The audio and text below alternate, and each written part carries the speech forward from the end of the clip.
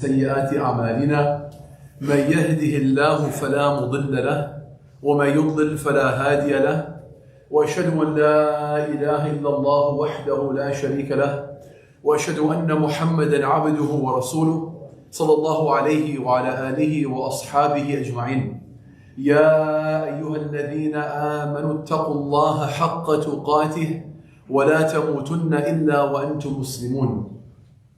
يا أيها الناس اتقوا ربكم الذي خلقكم من نفس واحدة وخلق منها زوجها وبث منهما رجالا كثيرا ونساء واتقوا الله الذي تساءلون به والأرحام إن الله كان عليكم رقيبا.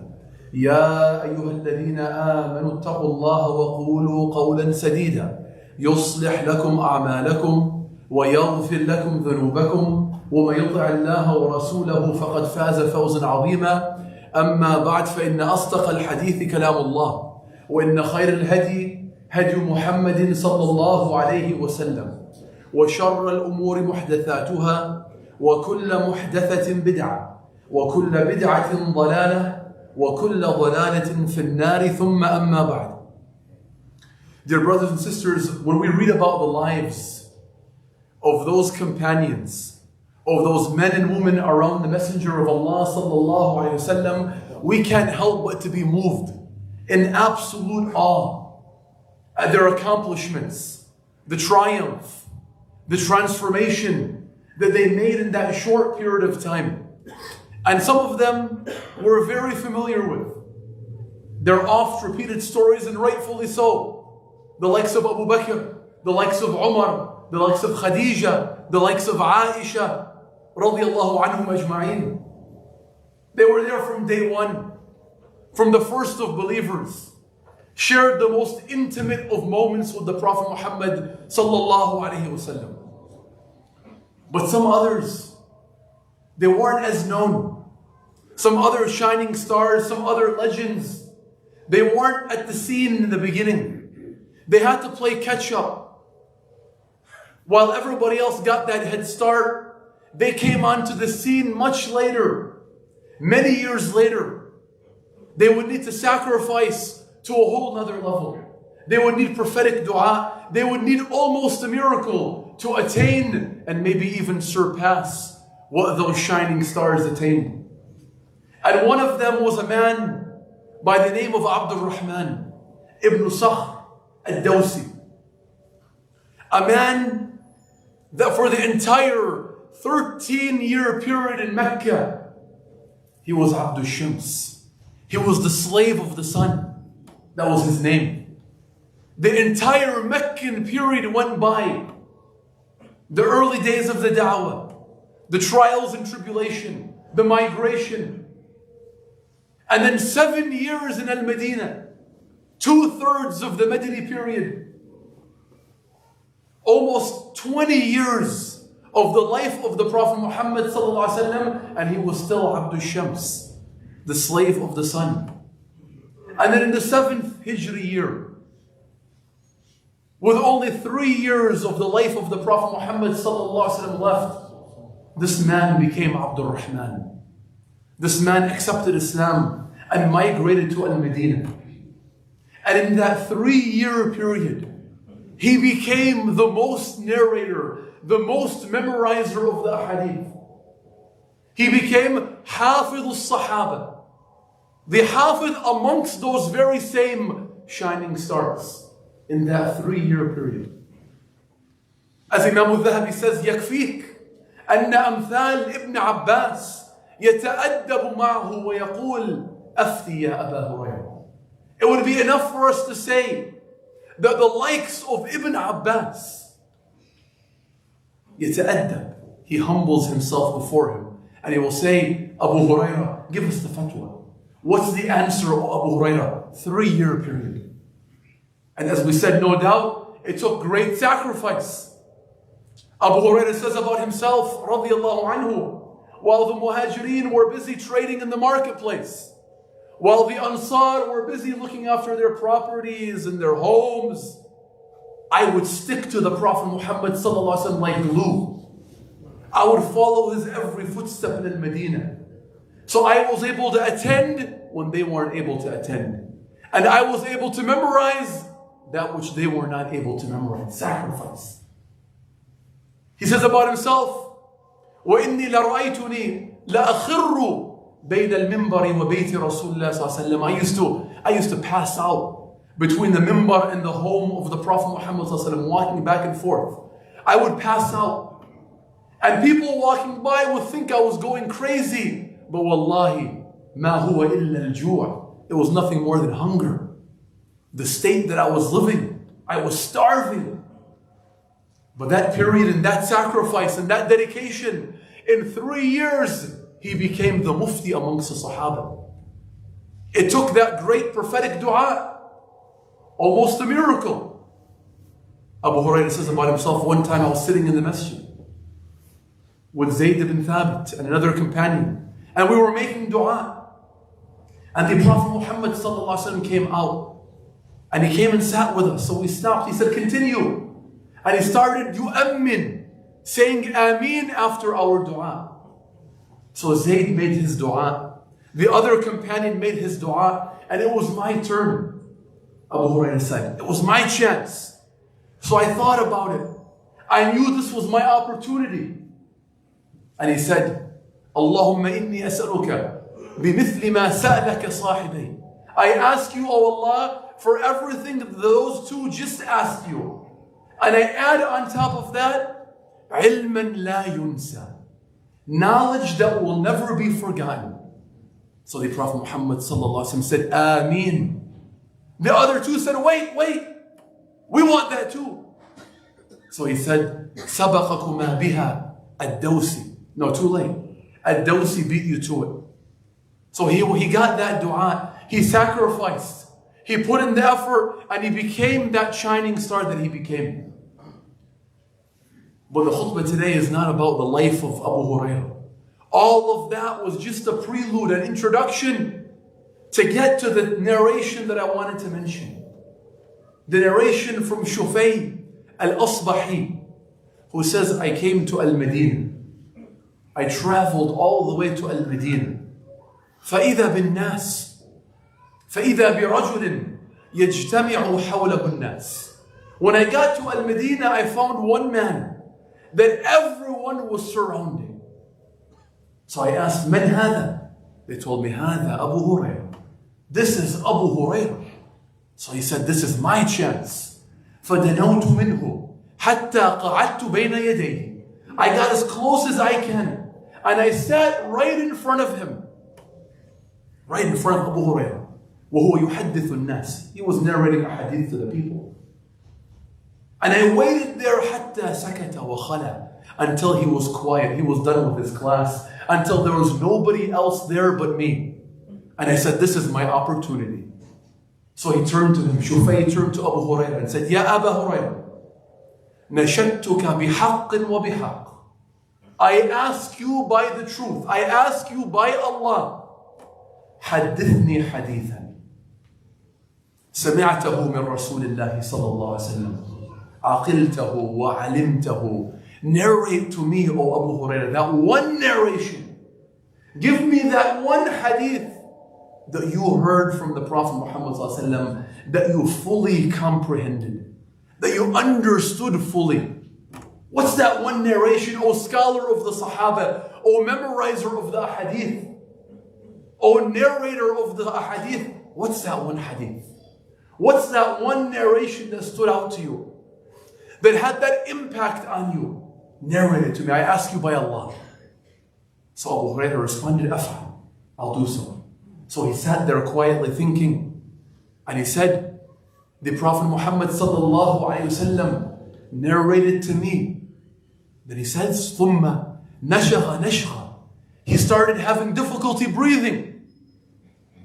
He started almost passing out. I gave him some space. He regained his composure.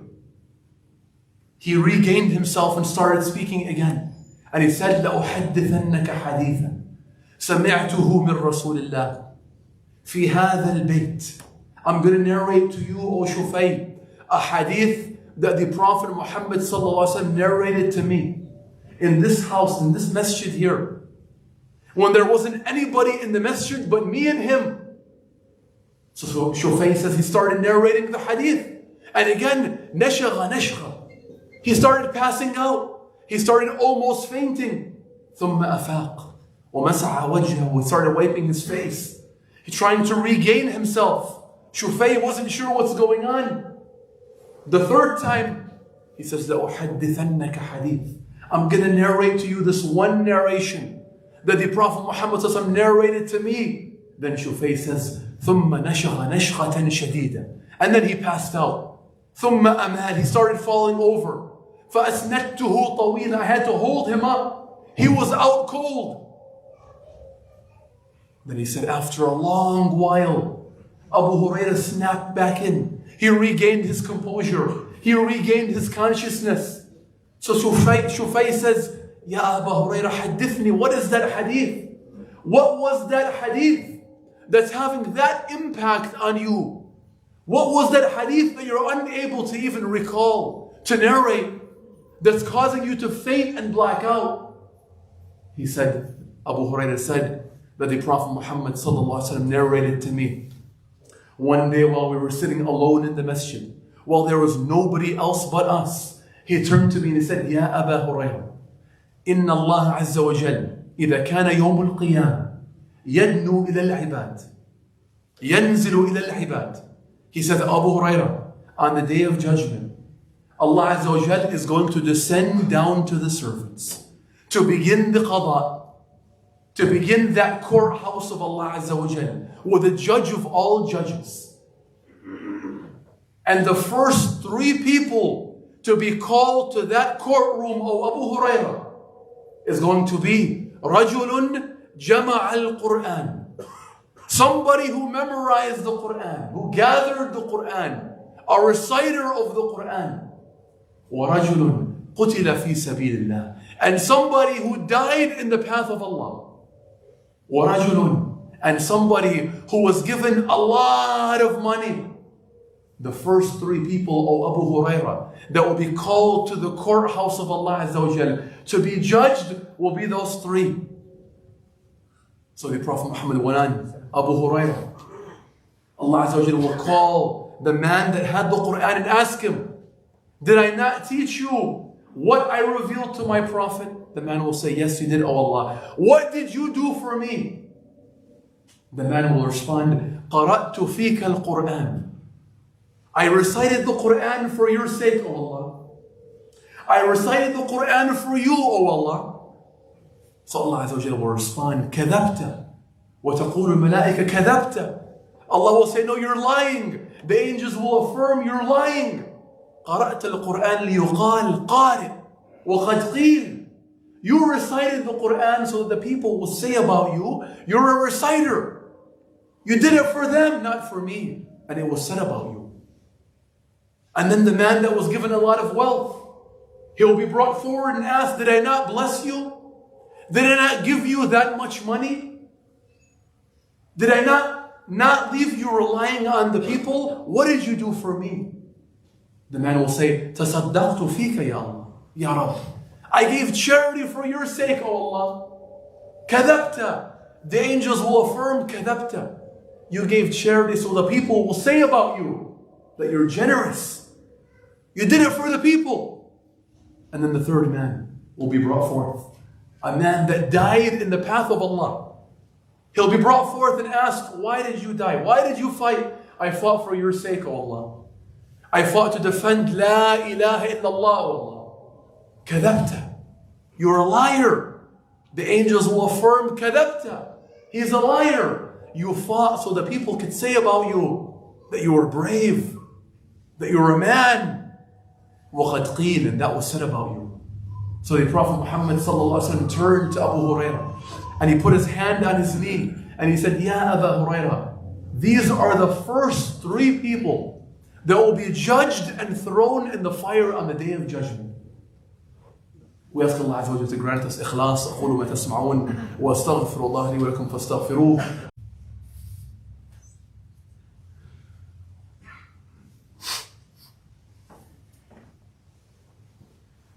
الحمد لله رب العالمين والصلاة والسلام على أشرف الأنبياء والمرسلين نبينا محمد وعلى آله وأصحابه ومن استنى بسنته واهتدى بهديه إلى يوم الدين وبعد. Dear brothers and sisters, when the scholars narrate and mention this hadith, they say things about it like akhtar, akhwaf. This is the scariest hadith. This is the most dangerous hadith. Because what was missing? Were the actions there? We have a hafiz of the Quran, a reciter of the Quran. We have someone that used to give charity. We have a mujahid who fought and died apparently in the path of Allah. The actions were there. What was missing? What was that component that was missing? What was that ingredient that wasn't there? The Ikhlaas. The sincerity. The reason behind what we do. Why we do what we do, that's what was missing. The Ikhlaas. The component that if we possess it, can even magnify the smallest of good deeds to become major. As the Salaf used to say, وَكَمْ مِنْ عَمَلٍ يُعَظِّمُهُ النِّيَّةِ. How many actions that we do that are so small, but the intention magnifies it. The Ikhlaas. But if it's not there, completely makes it null and void. The word Ikhlaas, it means to purify, to filter something out, to remove unwanted elements from something. Allah Azza wa Jalla, when talking about milk in the Quran, says what? لَبَنًا خَالِصًا. That milk that travels through the blood and the filth, it comes out pure white milk. So the Salaf used to say Ikhlaas is you filtering your every action and filtering your every statement and removing from it everything else other than the pleasure of Allah. Making sure everything that you do and everything that you say, you remove from it, you're filtering from it, you're eliminating, you're purifying everything other than seeking the pleasure of Allah. That's Ikhlaas. If you're constantly making that progress, that process, if you're always thinking about that, it will lead you to Ikhlaas. It's very possible. It's possible. So how? First and foremost, to remember and remind yourself of the blessings of Allah upon you. That we would not be guided had it not been from Allah. That had Allah not inspired you to be here today, somebody else would be here other than you. That Allah Azza wa Jalla is the one that gave you the ability to stay away from the sin, to do the act of worship while everybody else was not given that ability. Remind yourself. As the Prophet Muhammad used to always make the dua, Allahumma lawla anta lama ihtadayna wa ma sallayna wa ma tasaddaqna. Oh Allah, if it wasn't from you, we would never be guided. We would never pray. We would never give anything in charity. Always remind yourself of that. It's not me. It's not my ability. It's not because of my intellect. It's only from the favor of Allah upon me. Secondly, remember the insignificance of the people. Are we willing to spoil our akhirah for who? For this person or that person? For this person that we claim has status in the dunya? We're going to show off. We're going to spoil our deeds for them. We want their praise. We're going to recite for them, give charity for them. For that little praise in front of your face. Is it worth it? Is it worth your eternal akhirah for that individual? As the Prophet Muhammad said, مَنْ الْتَمَسَ رِضَى النَّاسِ بِسَخَطِ اللَّهِ. Whoever seeks the pleasure of the people at the cost of displeasing Allah, what will be the end result? سَخِطَ اللَّهُ عَلَيْهِ وَأَسْخَطَ عَلَيْهِ النَّاسِ. Nobody will respect him. The people will not respect you, and Allah Azza wa Jalla will never respect you, will never be pleased with you. Remind yourself of the insignificance of the people. He's a man just like myself. Why would I show off? Why would I spoil my deed? Number 3, hide for showing off. For insincerity, there's no better. If the only time you give charity, or you're pleasant, or you smile, or you have good character is in the masjid, or in front of the people, there's a huge problem. There's a huge problem. For this reason, When they used to go to Hudayfa ibn al-Yaman, who had the secrets of the names of the munafiqeen, they would ask him, Ya Hudayfa, we ask you by Allah, is my name on there? Am I one of the munafiqeen mentioned? He would ask a simple question. I pray when I'm alone. I make istighfar when I'm alone. Idhab, go. For wallahi, some of the Salaf, they would define Ikhlaas and Tastawiyah. That your Zahir and your Batin, that your public and your private affairs are the same. That's how you know you've reached Ikhlaas. If what you do behind closed doors is the same as what you do now in front of everybody, you've mastered Ikhlaas. Number 4, remember the consequences. Remind yourself of these narrations.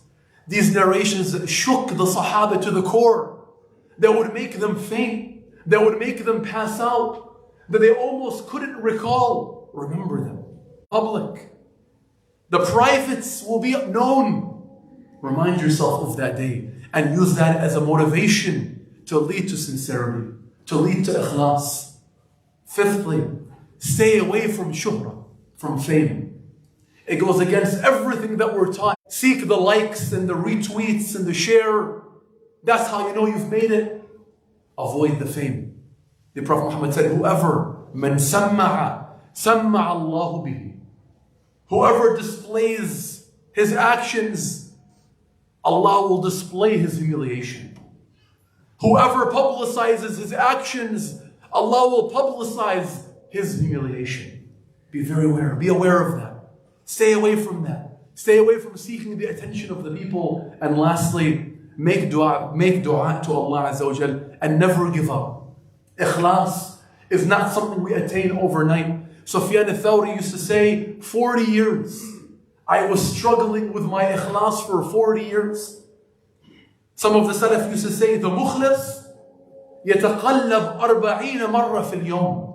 40 times a day the mukhlas is struggling in one day. Back and forth, struggling with his intention, questioning himself.